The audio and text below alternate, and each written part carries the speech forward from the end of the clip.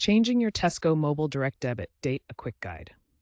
Want to change when your Tesco Mobile bill comes out each month? Good news. As of 2025, the easiest way to do this is directly through the Tesco Mobile app.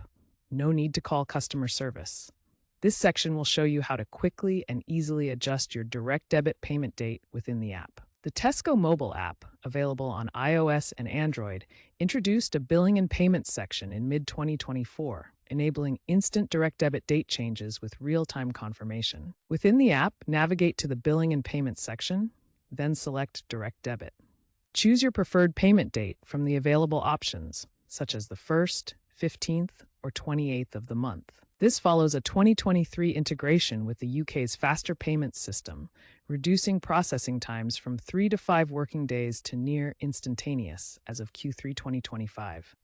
Open the Tesco Mobile app and log in with your account details. Navigate to the Account section, then select Payments, and finally Direct Debit. Select your new payment date from options ranging from the 1st to the 28th of the month. Confirm your selected date to apply the change. Keep in mind that you can only change the date once per billing cycle, and changes must be made at least 10 days before your next payment is due.